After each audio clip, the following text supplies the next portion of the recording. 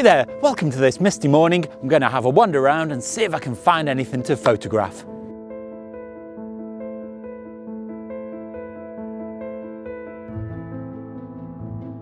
I did actually get up early this morning because in the night I looked out of the window and it was foggy, so I thought it'd be interesting to have a walk around. But then when I got up, the fog had completely cleared, but as the morning's progressed, the fog's come back in again. So I thought I just had to get out with my camera this morning. I don't know whether I'll find anything because I'm just walking around my local area, but I'm going to keep my eye out. I do have my macro lens in my pocket as well, just in case. But whatever happens, I'm going to have a nice walk, and I know that I'm really going to enjoy my photography.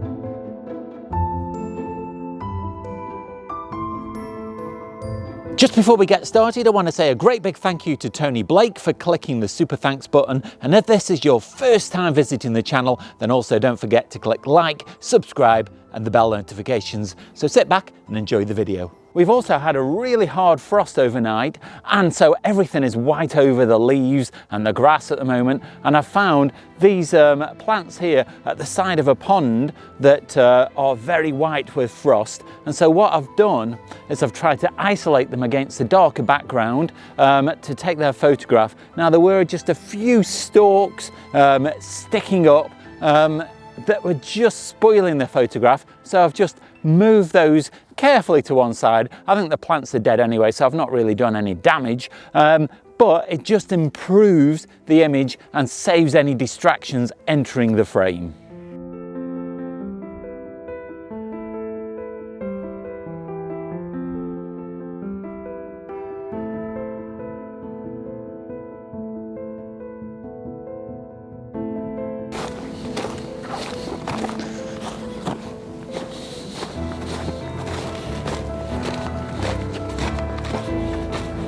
The good thing about misty conditions from a photographic point of view is that it really simplifies the image. Because the background goes completely white, you can pick out objects in the foreground and isolate them, which is such a key thing in photography. If a photograph is too cluttered, it can often just be very difficult to pick out what the focal point should be. So the mist just simplifies everything. Plus, it also gives that mystical, magical quality as well, something that you don't get on a normal day where it's completely clear or bright sunlight. So it's really great coming out in these kind of conditions.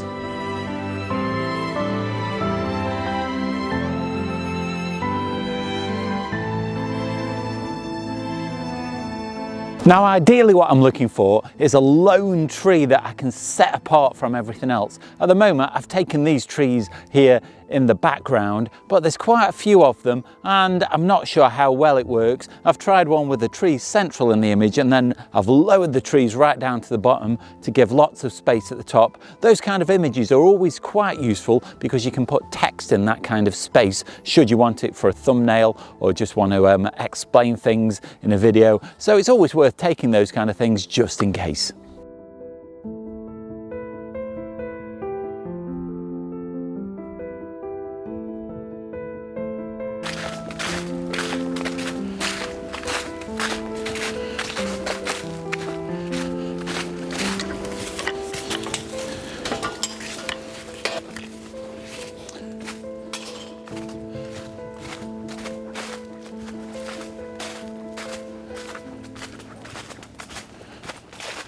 Now this is my real goal this morning, to come into this woodland, because when you're taking photographs of woodland, mist really does help, because there are so many trees that they can just become a jumble, and so the mist can really help. It's still not easy trying to find a decent composition, but there is some pools of water with ice on, so I might be able to use those as well as some bits of interest. I'm just going to have to search around and try, keep my eyes open and really think outside the box a little bit.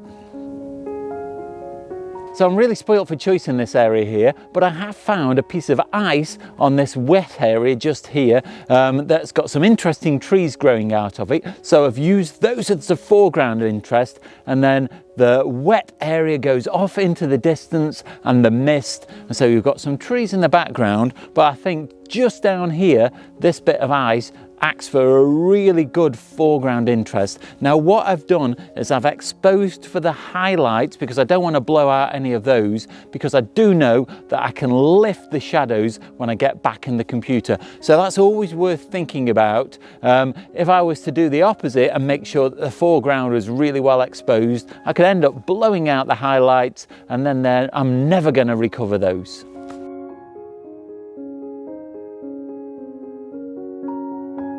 Just here there's a really interesting tree that's covered with moss, and there's also a small plant just here that's white with frost. And so what I've done is I've tried to position the camera in a way that the little plant that's covered with frost has a dark background behind it. So there's another tree that's fallen over just behind it over there.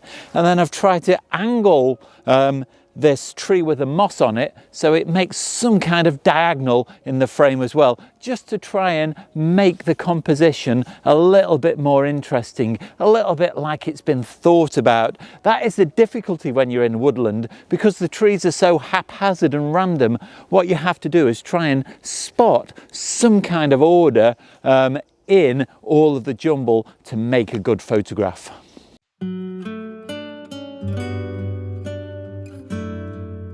I'm actually on the path at the moment through the woodland, but this little tree here makes for quite an interesting focal point, and then there's another tree just here that kind of holds the path in, and the path sort of acts like a leading line. I don't know how it'll work, but it's worth trying these things because you could always disregard them at the end of the day.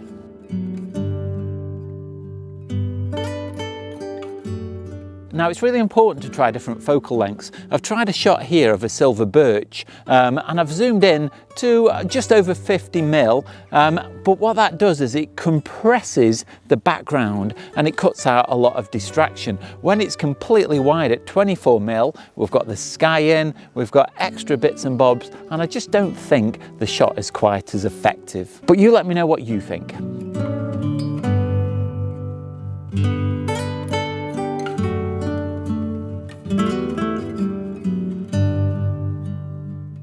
So one thing I will say is woodland photography is really difficult. I'm certainly no expert, and I wouldn't even claim to be particularly good at it. It is a lot of fun trying to find interesting compositions and shapes. Certainly being out in these conditions is great, but it's something that is very underappreciated because it's so difficult to find good compositions when there are just so many things going on in all kinds of different ways.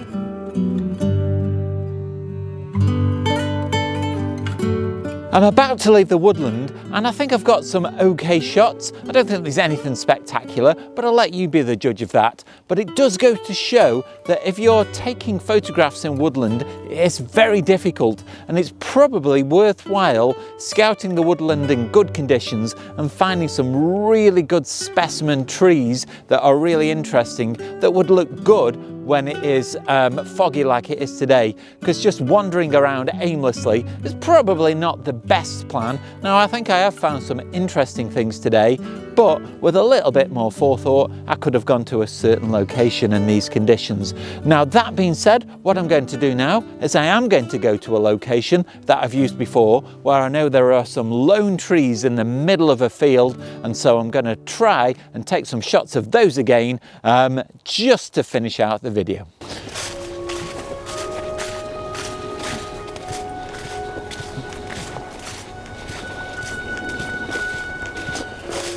I found a really interesting composition here. There's a lump of vegetation just sticking out of the ice on this pond, and then around the outside of the pond there are smaller clumps of grass just growing out. They've all caught the frost, and as they go around the outside of the pond they fade off into the mist, and so I think it's really quite attractive. But to get far enough out into the pond, so I don't include too much of the bank in the image, the tripod is actually resting on ice. And so it's actually over the water. Now the water at this point isn't very deep. I did break it with my feet. It's only about 10 centimeters deep, but at the moment the tripod is actually suspended on some thin ice.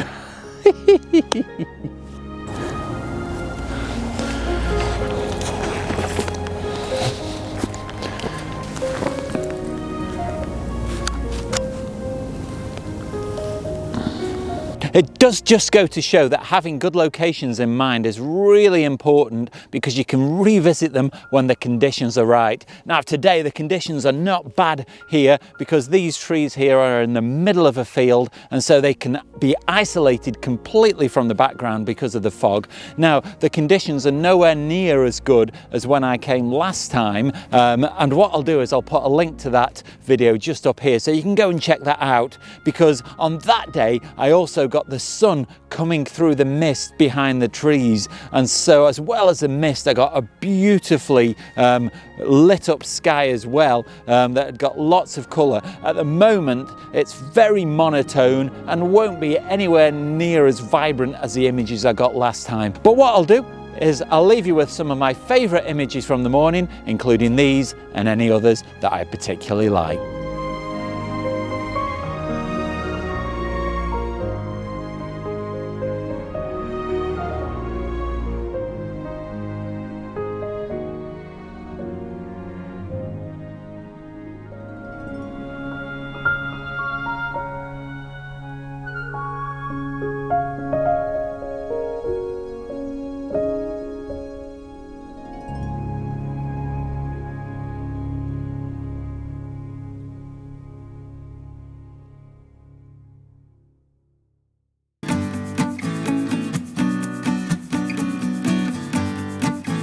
So I hope you've enjoyed that video. It was very impromptu for me. I didn't intend coming out at all this morning, but seeing the conditions made me decide that I just had to get out with the camera. I couldn't not take the most of these foggy, misty conditions. Now, I'm certainly not expert at this kind of photography, but it's useful to just build up your skills, to try different things and find out what works and what doesn't. If you have enjoyed this video, do let me know down below in the comments, or nip over to my Vero account, that's @Photography. Leave me your comments there, and you can also see lots of my photographs. Now, if you like what I do on the channel and want to help support me to make future content like this, you can also visit my Teespring store. There I've got a range of merchandise on offer, and a purchase really does help me out. So nip over there and go and check it out. And also, don't forget the super thanks button. But you don't have to spend any money at all to support the channel. You can do that simply by clicking like, subscribe, and the bell notifications, because that really helps me out and it makes sure that you don't miss out on any future content.